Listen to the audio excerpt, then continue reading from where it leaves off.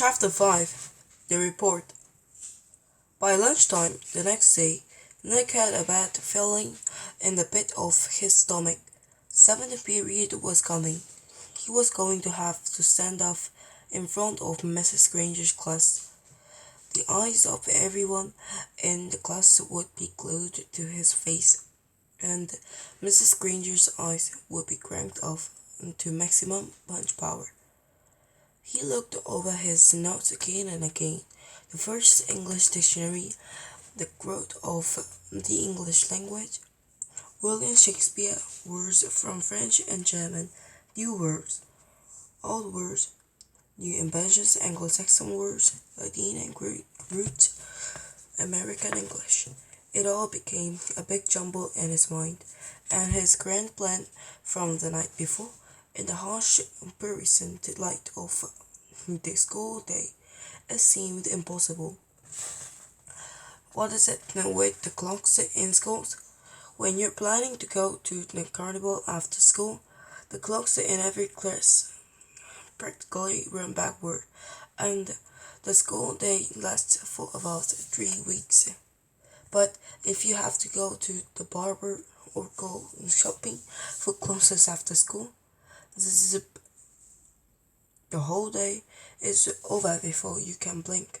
And today, after lunch period 5 and 6 went by in 2 ticks. As the 7th period bell rang, Mrs. Granger walked into the classroom, took 4 steps to her desk at the side of the room, flipped open her attendance book, glanced out at the class, and made 2 little check marks. Then, looking up at Nick, she said, "I think we have a little report to begin our class today, Nicholas." 15 seconds into 7th period, and Nick was on stage. "This lady plays vocabs," thought Nick. He engulfed, grabbed his crumpled note cards and his book bag, and walked to the front of the room. He stood next to the giant dictionary on his little table, and Mrs. Granger walked to the back of the classroom and sat primly on a tall stool next to the bookcases. She was wearing her blue uniform. Taking a deep breath, Nick began. "Well, the first thing I learned is that the first English dictionary," Mrs. Granger interrupted. "Excuse me, Nicholas, but does your report have a title?" Nick looked blankly at her. "A title? No, I didn't make a title." "Class, please remember to include a title whenever you prepare an oral or written report. Now, please go on, Nicholas." And she smiled and nodded at him. Nick began again. Looking right at Mrs. Granger, he said, "The dictionary." A couple of kids thought that was funny, but Nick played it straight and just kept talking. "A lot of people think that the first English dictionary was put together in 1700s by a man named Samuel Johnson. He lived in London, England. He was real smart, and he wrote a lot of books, and he wanted all the other smart people to have a good dictionary to use, so he made one, but there were other dictionaries before his. The thing that was different about Johnson's dictionary was its size. First of all, he had over 43,000 words in it." The class made a bunch of noise at this big number. "Ooh," and "wow," and stuff like that. And Nick lost his concentration. He glanced off at Mrs. Granger, expecting to see those eyes drilling a hole in him. But they weren't. They were almost friendly, in a teachery kind of way. She judged the class and said, "Go on, Nicholas, that's a fine beginning." Nick almost smiled, but he saw all the kids staring at him. So he gripped his note cards even tighter and jumped back in. The other thing that Samuel Johnson did that was special was to choose the words he thought were most important and give lots of examples showing how the words got used by people. For example, he showed how the words take could be used in 113 different ways. Nick's report went on smoothly for 12 minutes. Nick was surprised at how easy it was to stand there and talk about this stuff. At the end of the first 5 minutes, Mrs. Granger have to stop Nick again to say, "Class, it is not good manners to yawn out loud or to put your heads down on your desk when someone is giving an oral report." No one in the class cared one little bit about the report, except Mrs. Granger. Every time Nick glanced up, she was smiling, and her eyes were not the least bit icy or sharp. She was so eating this stuff up, listening and nodding, and every once in a while she would say, "Very good point," or "Yes, that's exactly right." But the next time Nick looked up, he saw Mrs. Granger sneaking a look at her watch. 80 minutes ago. Maybe his idea was going to work after all. Time for phase two. Reaching into his book bag, Nick pulled out the red dictionary he had bought from home. The one most of the kids had, and the one Mrs. Granger said they should use.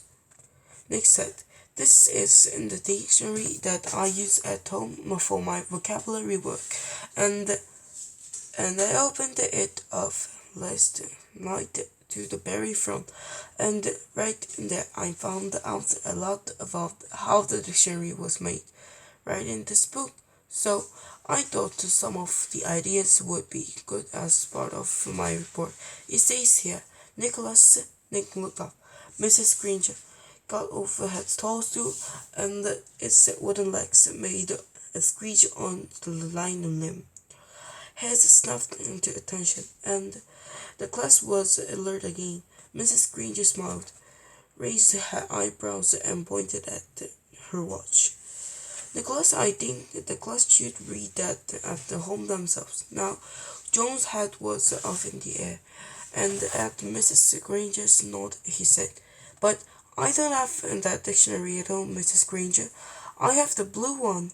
And several other kids immediately said, "Me too." Mrs. Granger tried not to show that she was annoyed. "Very well, Nick, but it shouldn't take too long. We have other things to do today." Nick kept his eyes open wide and nodded, adjusted his glasses on his nose, and began to read. Without question, this modern American dictionary is one of the most surprisingly complex and profound documents ever to be created, for it embodies unparalleled etymological detail, reflecting not only superb lexicographic scholarship, but also the dreams and speech and the imaginative talent of millions of people of thousands of years. For every person who has ever spoken or written in English has had a hand in its making.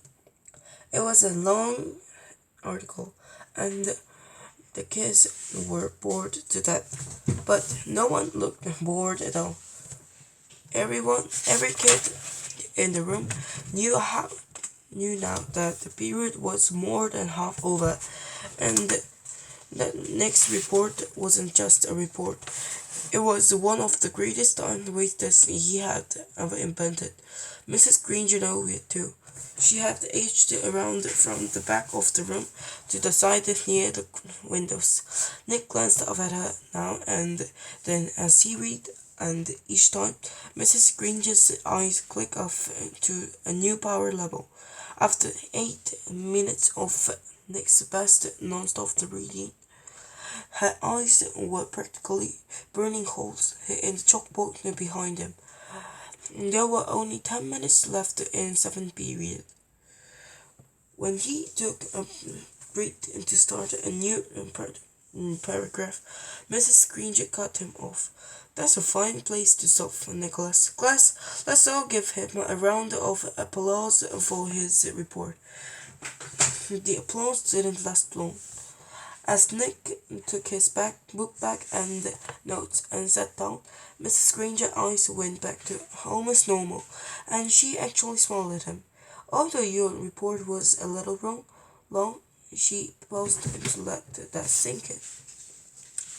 It was quite a good one, and isn't it fascinating that English has more different words than any other language used anywhere in the world?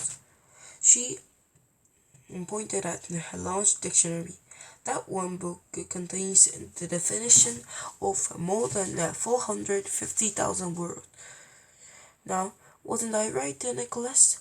All this will mean so much more since you learned about it on your own. Mrs. Granger was beaming at him.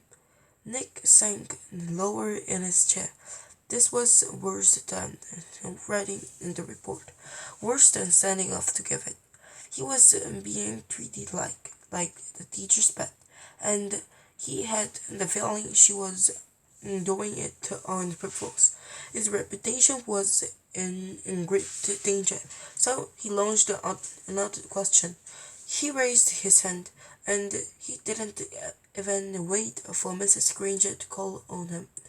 Yeah, but I still don't really get the idea of why words all mean different things.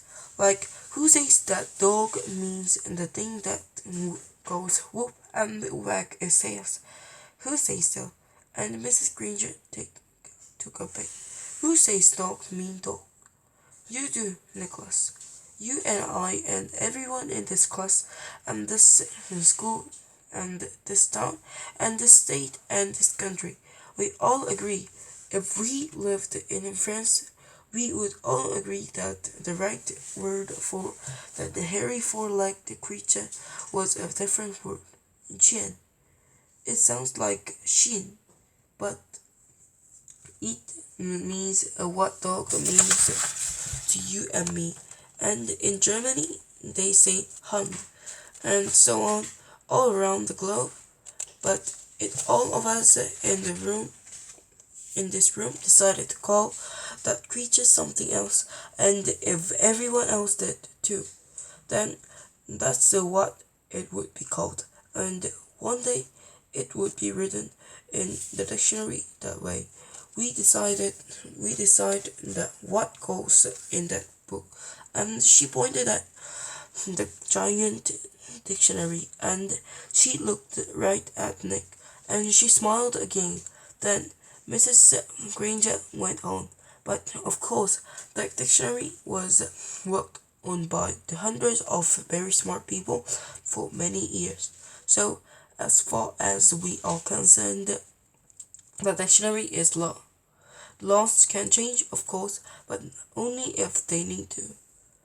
There may be new words that need to be made, but the ones in the book have been put there for good reasons. Mrs. Granger took a look at the clock. 8 minutes left. Now then, for today, you have done the exercises beginning on page 12 in your Words Alive book. Please get out your papers. Sarah, will you read the first sentence, identify the mistake, and tell us how you corrected it? Mrs. Granger jammed the whole day's work into the last 8 minutes. A blur of verbs and nouns and prepositions, and yes, there was another homework assignment, and Nick didn't try to sidetrack Mrs. G again. He had slowed his down a little, but had he stopped her? No way. She was unstoppable, at least for today.